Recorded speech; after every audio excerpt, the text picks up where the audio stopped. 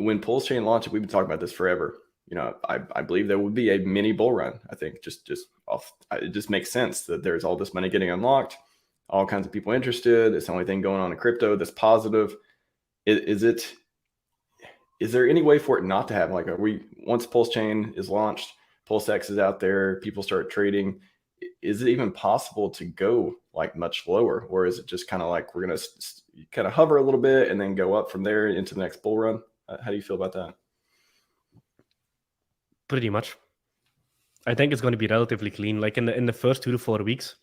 So I think Pulsechain kind of has its own thing. I don't think the Pulsechain chart can be compared to anything. I do think the PulseX chart can be compared to the Ethereum chart at launch. So Ethereum, the ICO of Ethereum was 31 cents. It launched at $3, so it launched at a 10x. Then it dropped down to 41 cents over the next 68 days, put it at the bottom, and then it did a 14,000x run. Now, am I saying that Pulsechain will do a 14,000x? I don't think so, because the sacrifice was relatively big. But could it do a 200x plus? Hell yeah. And I think none of us are complaining with the 200x. But that being said, I think Pulsechain has this very interesting kind of thing where I don't think any chart will compare to it.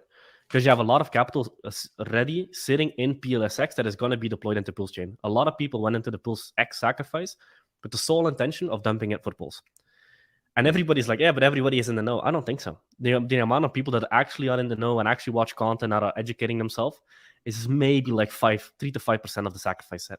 So most people will just operate off of emotions. So you have a massive amount of capital sitting ready in PLSX to be deployed towards PLS. You have a massive amount of institutions and VCs that couldn't get into the Pulsechain seed round because it was a sacrifice and an official kind of legal seed round or whatever. And then you have 2 years of hype being built up to Pulsechain. So Pulsechain will have a rocket-style launch. But PulseX, on the other hand, I think that will look like the Ethereum chart, where we're very likely going to go down, retest the sacrifice rate within the first 20 to 40 days, and then at that point start to run. And I think PulseX will perform very similarly to Pulsechain. So, can I go on a rant? I think this is helpful. Yeah, let's do it. Okay.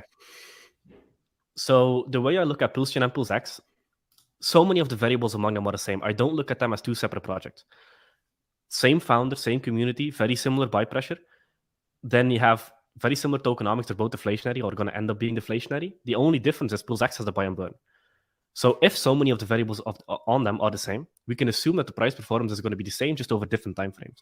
So if Pulsechain goes on to do 100x, it's pretty much guaranteed in my book that PulseX will do 100x as well from the bottom, or sacrifice rate, whatever you want to calculate it. So if that is true, and they're both doing 100x over different time periods, then the only thing that matters is where you buy. If you buy Pulsechain on the pump and you buy it at a 10x from sacrifice price and it goes on to do 100x, that's only a 10x from your buy-in point.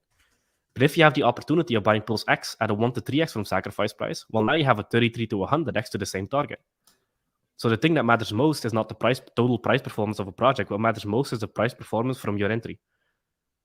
And I think a lot of people need to start thinking like that.